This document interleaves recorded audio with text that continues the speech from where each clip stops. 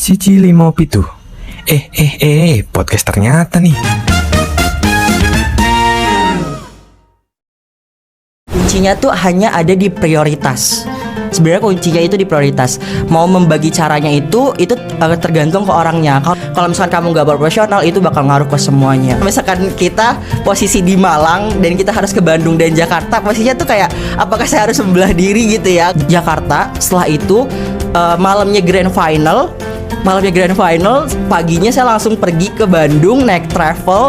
Terus gak lama dari situ saya langsung presentasi. Orang tuh bakal ada waktunya masing-masing gitu. Kan proses gak harus sama ya. Kalau misalkan jalannya memang jalan sama tapi prosesnya berbeda ya gak apa-apa. Kalau misalkan emang posisinya kita harus mundur satu langkah, kenapa enggak untuk mendapatkan langkah-langkah 1000 langkah di depan kita.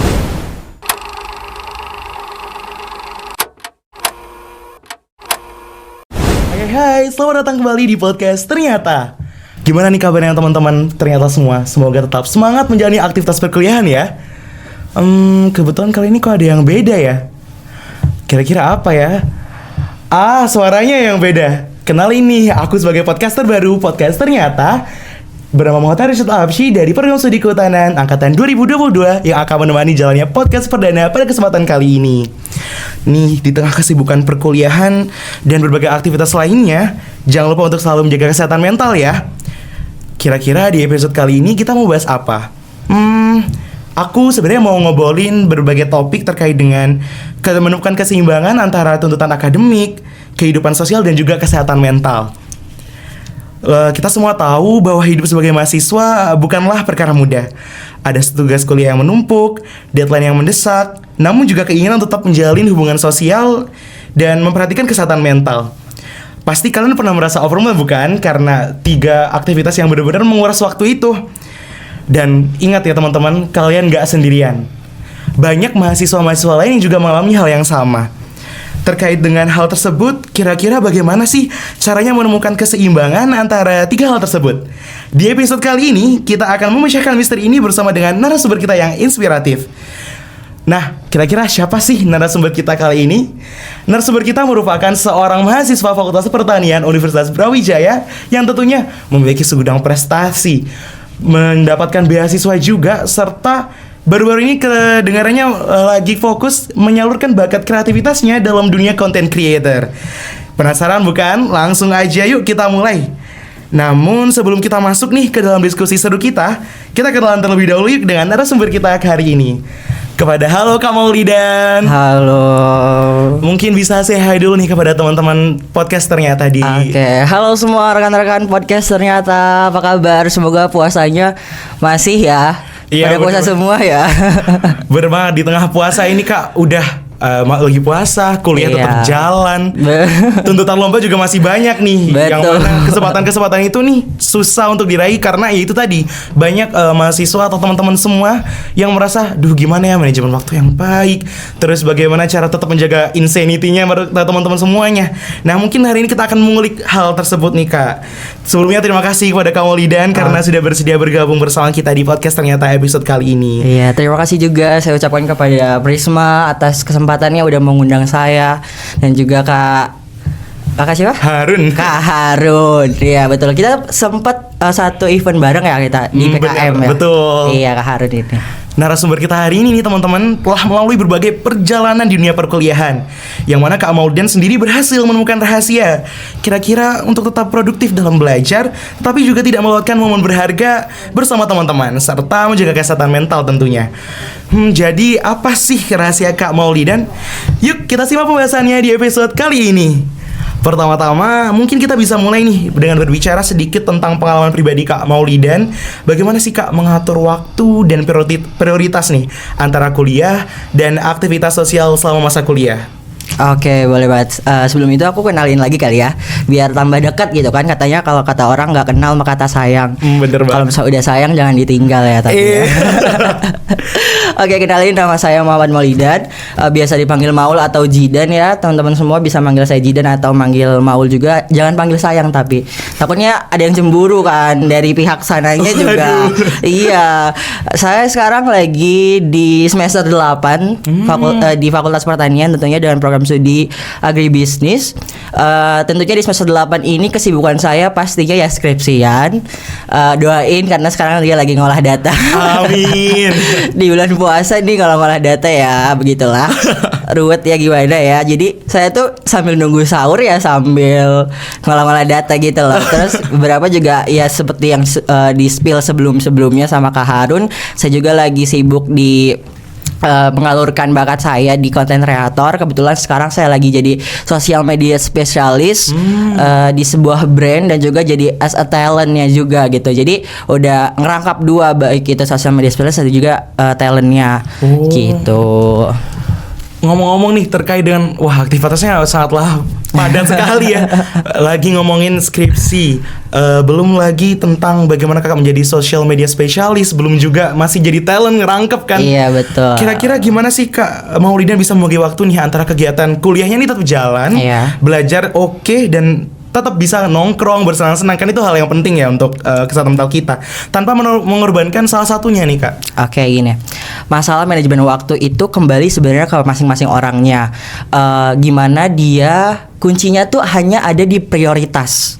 Sebenarnya kuncinya itu di prioritas. Mau membagi caranya itu tergantung ke orangnya. Kalau caraku sendiri ini bukan masalah tips atau bagaimana, karena di setiap orang itu belum tentu kita bisa menggunakan tips dari saya atau cara saya. Mungkin kalau misalkan sama ya mungkin kita kepribadiannya bisa sama. Tapi kalau misalkan ada yang nggak bisa dilakuin sama orang yang tertentu karena tips saya itu seperti ini, ya itu kembali lagi ke orangnya.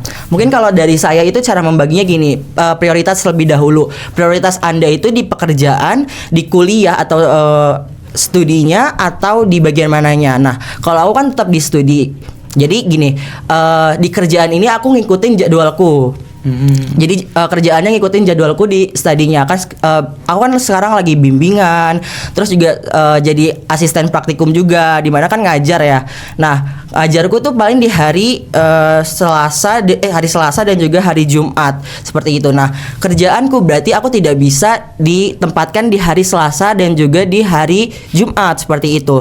Nah, aku membagi jadwal karena kalau misalkan kayak ngonten gitu kan sebenarnya fleksibel ya. Jadi disesuaikan dengan jadwalku. Nah, prioritas aku karena tetap hal tersebut, jadi ya itu aku membaginya jadi prioritas terlebih dahulu ya study, terus akhirnya konten kreator. Dan kebetulan aku beruntung banget dapat tempat pekerjaan aku yang mendukung aku untuk studi juga seperti itu. Wah, berarti memang penting banget ya menemukan antara keseimbangan nih antara kerjanya gimana tapi akademik tetap jalan. Iya, harus.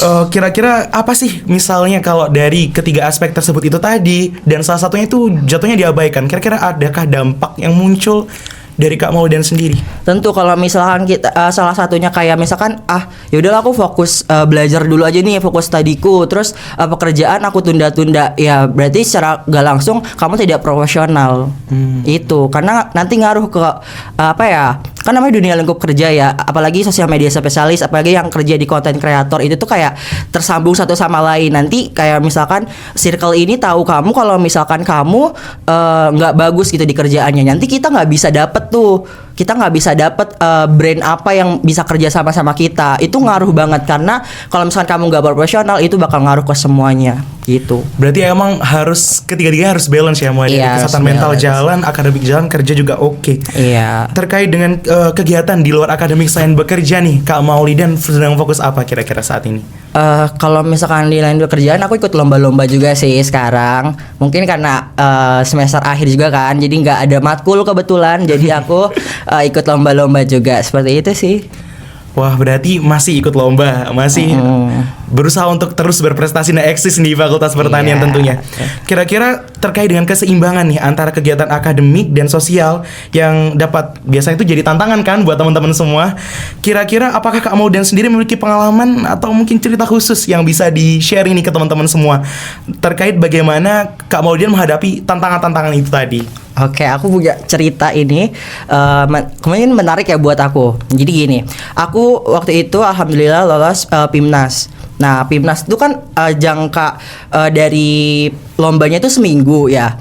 Nah, kebetulan aku waktu itu lolos Duta Mangrove Indonesia 2023. Dan itu posisinya di Jakarta. Sedangkan aku harusnya di tanggal 20-an kalau nggak salah itu aku harusnya udah di Bandung. Nah, itu kan sebenarnya kalau misalkan kita posisi di Malang dan kita harus ke Bandung dan Jakarta, posisinya tuh kayak apakah saya harus membelah diri gitu ya, kayak amuba, kan nggak mungkin gitu kan nggak mungkin. Nah, akhirnya saya lihat jadwal di PIMNAS tuh sebenarnya hari-hari pertama tuh ada apa gitu. Apakah saya memang harus wajib semua kelompok hadir atau tidak? Kebetulan tidak, karena di hari pertama dan hari kedua itu ada kegiatan seminar. Seminar itu tidak wajib untuk dihadiri semuanya kebetulan. Nah, akhirnya karena posisinya itu di Duta Mangrove Indonesia itu karantina, dan saya karantina selama 5 hari. Jadi saya habisin waktunya untuk 5 hari selama di Jakarta. Setelah itu malamnya grand final, paginya saya langsung pergi ke Bandung naik travel. Terus gak lama dari situ saya langsung presentasi. Latihan presentasi itu sebenarnya agak capek. Cuma kita karena ya kalau misalkan kita bisa membagi waktu dengan baik, ya itu. Makanya kita harus tahu prioritinya, dan juga kita harus tahu jadwalnya tuh bagaimana gitu. Itu sih tipsnya. Jadi jangan fokus hanya satu. Kalau misalkan bisa dua-duanya, kenapa enggak gitu. Oke, kalau bisa lebih dari satu kenapa enggak ya? Tapi aku dengar cerita Kak ini bener-bener kayak, wah, bagaimana ya Kak Maulidan ini di tengah kepadatan dan menghadapi problematika seperti itu tadi, yang sebenarnya memang bisa kalau diakali teman-teman, cuman kan agak sedikit tricky nih. Nah, terkait dengan tantangan-tantangan itu tadi, pernah nggak sih Kak tiba-tiba kayak, aduh capek dah, mengalami burnout, terus tiba-tiba kayak, atau mengalami krisis kesehatan mental, aduh butuh healing ini kayaknya aku nggak bisa kalau aku paksain lanjut ngerjain misalnya terkait dengan skripsi itu tadi nih, kayaknya hasilnya nggak akan maksimal. Nah, kira-kira kalau sedang menghadapi hal-hal semacam itu, apa sih yang Kak Maulidan lakukan? Oke, sebenarnya kalau masalah mental health, aku lebih kayak cerita ke orang tuaku gitu. Kayak aku nggak tahu ya, mungkin aku karena lebih dekat sama ibu dan juga ayah, dan itu tuh kayak kalau misalkan aku cerita ke mereka problemnya apa, jadi udah selesai gitu. Masalah orang kalau misalkan terkait mental health itu sebenarnya caranya beda-beda. Ada yang memang harus healing, ada yang kemana, dan aku juga tipenya yang suka healing. Tapi pertama kali yang aku ceritakan dulu biar lega gitu, kayak aku capek gitu kan. Biasanya kayak aku ya capek lah pokoknya. Terus aku cerita sama orang tua aku kayak sambil nangis ya. Orang tua aku juga tahu kan. Jadi kayak aku cerita ke orang tua aku, pokoknya kalau misalkan ada apa-apa tuh cerita sama orang lain. Kalau misalkan kalian memang sudah capek secapek-capeknya, terus kalau misalkan emang cara kalian dengan healing, ya silahkan healing. Tapi aku tuh lebih manjur kalau misalkan aku ceritain capeknya aku tuh ke orang lain gitu. Karena lega. Kalau misalkan kita healing kan ya sebenarnya kita bisa lihat pemandangan yang indah, tapi dalam hati kita tuh kayak, aku tuh pengen cerita gitu. Masa aku cerita sama pemandangan gitu kan? Kan gak ada feedback ya. Jadi ya aku lebih ke orang tuaku sih, cerita ke orang tuaku. Berarti emang benar-benar peran dari lingkungan sekitar itu sangatlah penting banget untuk menjaga kesehatan mental dan kewarasan kita semua nih. Iya. Mungkin atau terkait dengan mekanisme menghadapi adanya burnout atau kesehatan mental tadi Kak, apakah mungkin dari Kak Maulidan sendiri di tengah padatnya aktivitas nih, ada nggak sih menyempatkan waktu untuk melakukan kegiatan hobinya Kak Maulidan gimana? Atau sesimpel kayak mungkin self care-nya dari Kak Maulidan nih gimana? Oke. Aku tuh sebenarnya hobinya tuh berenang sama badminton. Nah, aku tuh suka banget ke sumber-sumber. Jadi kayak pemandian alami itu aku suka banget. Nah, dulu waktu COVID di Malang tuh aku udah di Malang kan. Nah, kemarin juga aku tuh suka banget ke sumber-sumber. Jadi pas di COVID tuh aku benar-benar keliling kayak ke Sumber Sira, terus ke Sumber Maron, Sumber Jenon. Itu tuh kayak aku udah ke sana-sana waktu pas COVID. Nah, pas COVID tuh sebenarnya kan kita lebih burn out lagi ya, karena posisinya kita jarang ketemu orang dan kita posisinya di kosan. Bayangin di kosan gak ketemu orang, terus keluar ke sini dibatasi, ada lockdown, ke sini nggak bisa juga. Nah, akhirnya itu ada waktu kesempatan sama teman-teman, akhirnya kita ke sumber-sumber. Dan aku suka berenang banget. Terus pas kayak kemarin tuh abis PIMNAS, terus lagi skripsian, karena abis PIMNAS banget tuh aku langsung sempro kan seminar proposal. Kayak wah itu padat banget tuh. Aku kayak sampai capek, dan akhirnya aku ke sumber-sumber lagi gitu berenang. Dan juga aku kemarin fokus selama semingguan badminton buat ngalamin hobiku. Wah, berarti masih ada mekanismenya nih Kak terkait hobi, dan masih ada waktu ternyata ya untuk masih menyalurkan hobinya Kak Maulidan nih terkait berenang juga aktivitas badminton.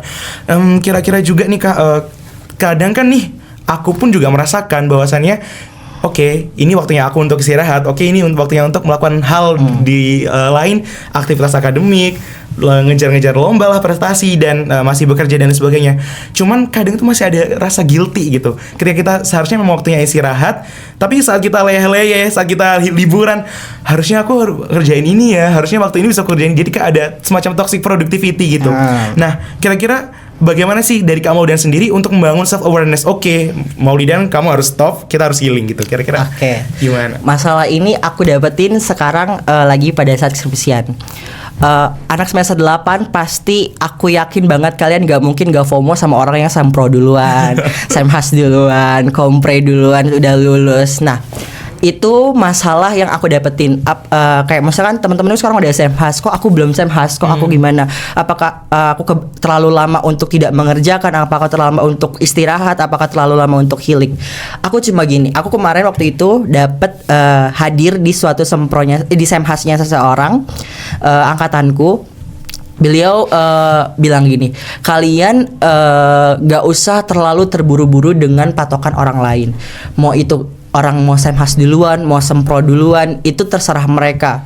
Jangan pernah berpatokan dengan ketercapaian orang lain gitu. Belum tentu orang lain bisa mengerjakan hal yang sama sesuai dengan apa yang kita kerjakan, gitu kan. Mungkin Tuhan menentukan ya emang cuma kamu doang yang bisa ngerjain itu, gitu. Kalau aku semua orang tuh bakal ada waktunya masing-masing gitu. Kalau misalkan emang prosesnya kan proses gak harus sama ya. Kalau misalkan jalannya memang jalan sama tapi prosesnya berbeda, ya nggak apa-apa, hasilnya juga nggak mungkin tentu sama gitu menurutku. Jadi kalau misalkan masalah yang tadi itu, ingat aja kalau misalkan semua itu punya waktunya masing-masing gitu loh. Kalau misalkan emang posisinya kita harus mundur satu langkah, kenapa enggak untuk mendapatkan langkah-langkah 1000 langkah di depan kita. Gitu sih menurut. Wah, berarti mengetahui kapasitas diri itu sangat penting ya. Bagus. Dan bagus, jangan mengkomparisikan diri sendiri dengan orang lain. Betul. Nah, berbicara nih Kak tentang mengkomparisikan diri dengan orang lain, dan tadi juga Kak Maulidan sempat bilang peran orang tua itu penting banget di kehidupan Kak Maulidan. Iya. Kira-kira bagaimana sih dari Kak Maulidan sendiri mencari dan membangun dukungan sosial? Karena itu kan penting banget nih. Biasanya suara-suara sumbang dari orang-orang atau teman-teman, atau tadi FOMO gara-gara lihat aduh temanku si A udah sempro duluan, udah kompri, bahkan ada yang udah idisium Kak. Akunya kapan? Nah, kira-kira gimana sih Kak cara Kak Maulidan mencari dan membangun dukungan sosial yang sehat selama perkuliahan? Oke, masalah membangun dukungan sosial ya. Tadi kayak pertama pasti dari orang tua. Lalu yang kedua teman-teman tentunya. Ya teman-teman, kebetulan alhamdulillahnya aku dapet lingkungan yang positif. Kayak teman-temanku, circle di skripsian, circle di pertemanan juga, baik itu yang di rumah atau yang di perkuliahan, itu positif semua. Kalau misalkan mereka, aku lagi jenuh gitu kan, karena namanya skripsian pasti ada jenuhnya. Bener banget. Nah kayak ngerjain lomba aja pasti ada jenuhnya ya, apalagi yang pernah PKM gitulah. Itu jenuh banget 6 bulan. Nah itu tuh posisinya ya pasti teman-temanku pada, kamu lagi butuh apa gitu, kamu lagi pengen apa kayak gitu. Terus apa sih yang lagi diiniin kan. Biasanya tuh kita tuh hanya pengen didengerin sebenarnya, hanya pengen didengerin, nggak usah kayak dikasih abis dicerita gitu. Terus kamu ya kan, kayak kamu abis cerita tuh kamu tuh harusnya gini gitu. Sebenarnya tuh kita hanya butuh cerita. Nah kebetulan circle-circleku kayak gitu. Kalau misalkan aku lagi jenuh, aku pengen cerita, aku langsung ngomong, aku pengen cerita, jangan dipotong, jangan ada apa namanya motivasi buat aku atau saran masukan gak usah, aku cuma butuh cerita gitu sih. Berarti emang di disclaimer dari awal ya Kak? Iya. Cuman butuh cerita nih. Tapi selama perkuliahan pernah gak sih menghadapi teman-teman yang sorry to say nih ya, teman-teman yang sedikit toksik? Aku pernah ngalamin. Gini loh. Jadi aku kebetulan teman-temanku nganggep aku tuh orangnya ambisius banget, parah. Seambisius yang kayak mungkin nyangkanya orang yang baru pertama kali kenal aku tipe yang bakal ambisius nanya ke dosen segala macam. Nah, sebenarnya ambisiusku aku itu ya emang posisinya kan benar ya. Karena aku lagi belajar, aku butuh nanya ke dosen, dan aku tuh nanya ke dosen bukan emang caper ya. Aku emang pengen nanya ke dosen karena aku nggak tahu. Nah, teman-temanku pada saat itu tuh pada nggak tahu kalau misalkan aku orangnya juga ya bisa santai gitu. Karena di perkuliahan aku di kelas tuh banyak yang bilang ambisius gitu, sampai after kelas tuh pada nggak mau temenan sama aku gitu. Nah akhirnya pada saat kerja kelompok diacak, kan biasanya kalau misalnya kerja kelompok kita menentukan kan kelompoknya.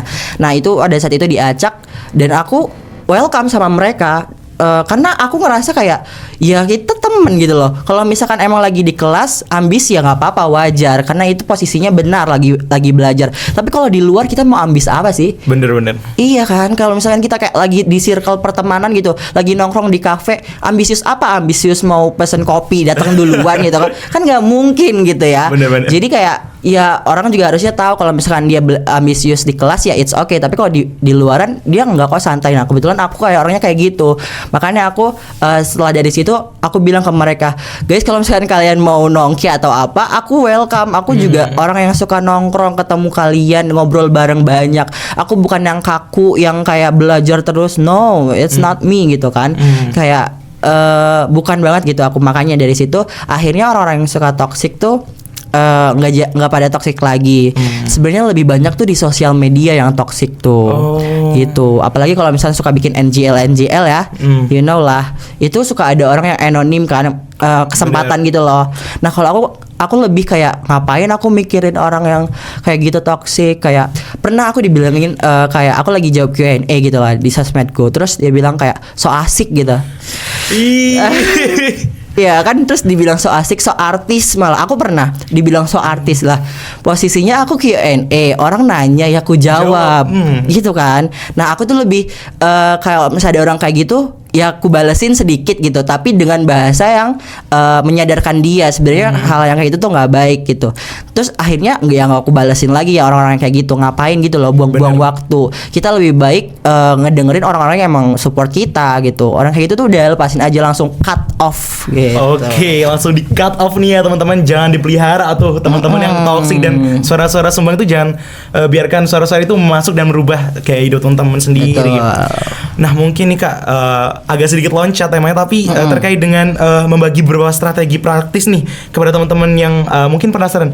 Tadi masih ikut PIMNAS, bagi waktunya ikut Duta Mangrove. Ini gimana sih seorang Kak Mauli? Dan ini kan kita sama-sama manusia ya teman-teman, sama-sama makan nasi, waktunya juga 24/7 untuk satu harinya, nggak ada yang beda. Nah kira-kira apa sih strategi praktis atau tips nih yang bisa Kakak gunakan biasanya untuk mengatur waktu dan energi Kakak yang penting ya Kak? Lihat Kak Mauli ini nggak habis-habis deh energinya.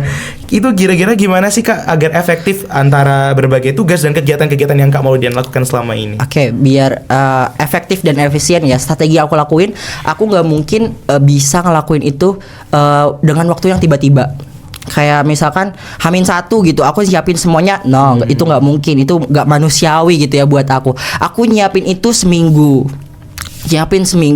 Terus aku membagi antara persiapan yang harus kulakukan di misalkan di DMI waktu itu, Duta Mangrove Indonesia, dan juga di PIMNAS. Apa aja yang dibutuhin, itu aku list semuanya. Nah aku tuh punya buku, aku selalu bawa buku kecil, buku yang agak kecil gitu, A3.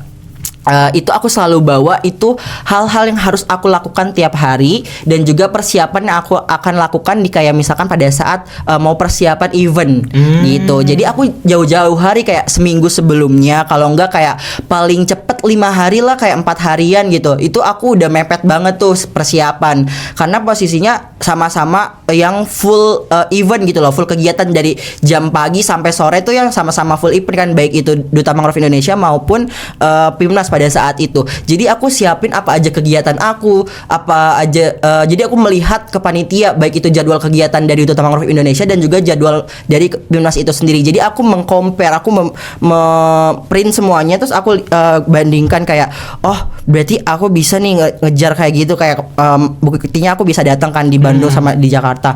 Dan itu aku ngelihat jadwal kegiatannya juga. Jangan lupa itu wajib banget. Jadwal kegiatan dari setiap event tuh wajib banget kamu tahu gitu. Jadi kamu bisa membagi waktunya gitu kan. Nah, pertama aku persiapan terlebih dahulu, strategiku persiapan seminggu buat nyiapin list barang apa aja yang harus aku bawa biar nggak ketinggalan.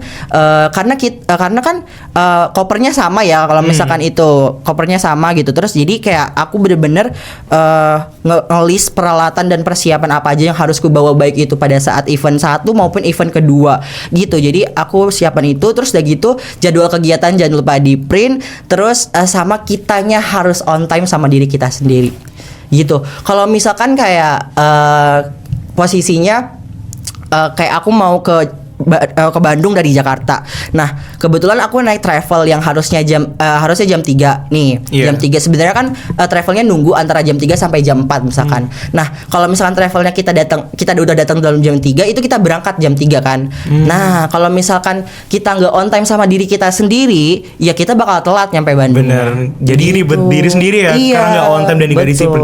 Berarti bagi Kak Maudan planning tuh bener-bener kunci banget ya dalam kehidupan Kak Maudan. Nih mungkin ada sebagian teman-teman yang relate, aduh emang aku harus planning, tapi ada juga nih teman-teman yang spontan, nggak bisa nih Kak di planning, harus kayak aduh ntar deh harus spontan deh.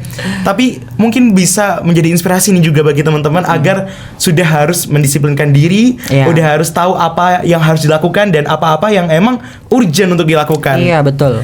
Oke, mungkin sebagai pertanyaan penutup nih Kak, dari Kak Maudan sendiri mungkin bisa membagikan pesan atau motivasi kepada teman-teman podcast ternyata yang mungkin sedang menghadapi kesulitan dalam menjaga keseimbangan antara akademik, sosial, dan kesehatan mental. Oke, akademik, kesehatan mental, sama aktivitas sosial. Aktivitas sosial, gini ya.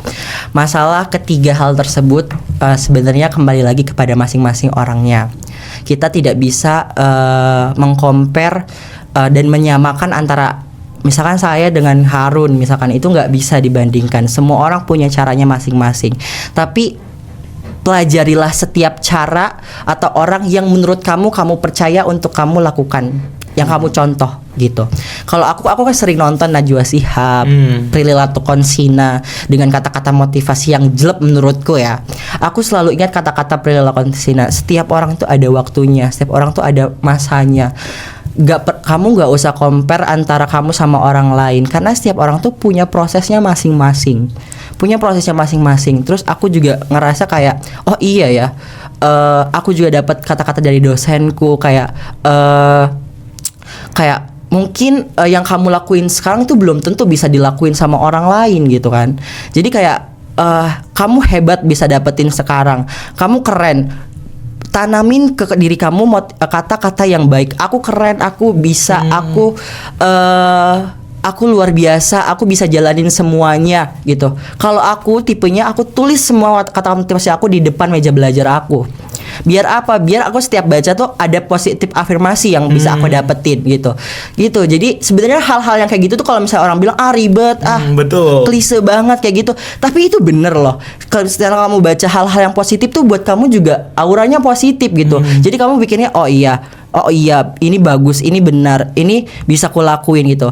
Terus kalau misalkan sekarang ketiga-tiganya emang lagi padat-padatnya, jalanin aja semuanya. Nggak usah takut capek, nggak usah takut nggak bakal selesai semua. Ya aku tahu memang ada beberapa nanti yang nggak akan maksimal. Memang kalau misalkan kita kerja dapetin semuanya tapi nggak akan maksimal. Tapi itu adalah pelajaran buat kamu ke depannya, biar kamu bisa tahu bagaimana kamu bisa memprioritaskan hal-hal yang memang harusnya kamu prioritaskan. Kayak gitu. Oh, gila itu kalimatnya itu bisa aku print di kamarku Kak, karena benar-benar emang sangatlah relate kepada aku ya teman-teman. Sebagai aku pun juga sebagai mahasiswa, walaupun masih semester 4 jadi belum mengetahui padatnya dunia. Itu juga udah capek semester 4. Karena seringkali kadang suara-suara dari dalam diri sendiri yang justru kayak kamu nggak akan bisa, padahal belum nyoba, belum tahu. Atau mungkin afirmasi-afirmasi negatif yang sekiranya itu emang bikin down duluan gitu. Dan emang itu memang sangatlah terbukti teman-teman terkait dengan afirmasi positif dan lingkungan itu sangatlah berpengaruh terhadap produktivitas dari Kak Maulidan sendiri tentunya. Wah, terima kasih nih kepada Kak Maulidan karena udah berbagi cerita bersama kita, dan dengan mengetahui ini semua mungkin bisa menjadi motivasi ya bagi aku pun dan teman-teman podcast ternyata agar bisa terus produktif tanpa mengesampingkan ketiga aspek itu tadi. Jadi nggak ada alasan, aduh sorry aku nggak bisa jalan-jalan karena lagi sibuk ini sibuk itu nggak ada alasan. Nggak ada alasan kayak gitu. Kalau bisa dikerjain bareng-bareng kenapa enggak kan gitu. Iya. Oke, sebelum nih Kak kita akhiri nih episode perdana ini kebetulan. Wah, perdana. Dan ternyata narasumber kita sangatlah hebat sekali. Ada nggak sih Kak pesan khusus atau insight nih kepada teman-teman podcast ternyata, dan apa sih yang ingin Kakak sampaikan nih kepada teman-teman ternyata semua? Oke, buat teman-teman ternyata semua, kalau misalkan sekarang kalian lagi capek, istirahat sebentar itu nggak apa-apa. Istirahat sebentar itu nggak apa-apa. Tapi jangan terlalu lama. Karena ya kalian tahu sendiri diri kalian bagaimana. Jadi kalau misalkan lagi capek, istirahat gak apa-apa. Terus kalau misalkan sekarang lagi orang yang lagi lomba-lomba atau lagi ingin mendapatkan sesuatu di prestasi, kalau misalkan gagal terus gak apa-apa. Aku juga dapat ikut lomba 10, menangnya cuma 2 gitu kan kesempatannya, dan itu pun bukan juara 1, gak apa-apa loh. Dari 10 itu kamu dapetin banyak teman, kamu banyak ketemu orang, kamu banyak ketemu circle, kamu bisa banyak relasi nanti setelah kamu lulus gitu kan. Karena sebenarnya perjuangan yang benar-benar itu pada saat kamu lulus, seperti itu. Bukan pada saat perkuliahan, ya sebenarnya juga perjuangan, tapi the real perjuangan itu ya after kamu lulus. Karena kita nggak akan punya teman lagi loh. Bayangin, teman kita tuh cuma teman kerja. Teman kerja tuh kayak gimana sih? Kayak ketemu cuma dari jam 8 pagi sampai jam 4 sore gitu. Dan setelah itu mereka nggak punya, nggak tahu juga kita harus ngapain sama mereka gitu kan. Itu sih. Oke, berarti istirahat gak apa-apa, boleh asalkan jangan berhenti ya, jangan berhenti. Oke, terima kasih nih Kak atas closing statementnya untuk teman-teman ternyata. Buat teman-teman semua, jangan lupa ya catat tips-tips dan strategi-strategi yang tadi udah disampaikan oleh narasumber hebat kita kali ini. Amin. Dan terima kasih sekali lagi kepada narasumber kita yang telah berbagi pengalaman dan wawasannya, kepada Kak Maulidan juga. Semoga cerita Kak Maulidan juga dapat menjadi inspirasi nih bagi kita semua. Dan sebelum itu mungkin ada serah terima kenang-kenangan nih dari teman-teman Prisma kepada Kak Maulidan selaku narasumber perdana kita nih di podcast ternyata kita kali ini. Saya sangat terhormat loh, ngerasa sangat terhormat perdana langsung undang saya gitu kan. Keren. Makasih banget ya Prisma. Kami juga yang terima kasih karena Kak Maulidan di tengah kesibukan aktivitas masih bisa loh meluangkan waktu untuk Prisma. Oke, terima kasih nih kepada Kak Maulidan karena telah hadir dan semoga bermanfaat ya oleh dari kamu. Pasti bermanfaat banget. Oke, dan bagi kalian yang mendengarkan, terima kasih juga nih telah bersama-sama mengikuti perbincangan kali ini yang tentunya sangat berbobot dan berdaging ya. Jangan lupa untuk terus mendukung podcast kami dengan memberikan feedback, berbagi pengalaman, dan juga tentunya dengan menantikan episode-episode menarik lainnya. Teman-teman, jaga kesehatan mental ya, itu sangatlah penting. Jangan takut buat bilang enggak kalau kalian emang lagi butuh waktu buat istirahat. Kita yang paling tahu kapasitas diri kita. Mau seasyik apapun nongkrong sama teman, kalau badan udah capek dan pikiran udah penat, ya mending istirahat aja. Gak apa-apa, gak usah dipaksain. Kebahagiaan itu bukan cuma tentang bersenang-senang, tapi juga tentang bagaimana bisa mengurus diri sendiri dengan baik. Oke, sekian dulu episode kali ini tentang menemukan keseimbangan antara kuliah, gaul, dan kesehatan mental. Jangan lupa untuk tekan tombol subscribe dan tekan notifikasi loncengnya agar dapat mendapatkan notifikasi dari kita terus. Dan tentunya jangan lupa nonton podcast-podcast selanjutnya yang pasti nggak akan kalah menarik dan pastinya akan jauh lebih seru dan insightful lagi. Aku Harun pamit undur diri. Terima kasih dan sampai jumpa di episode selanjutnya. Bye-bye.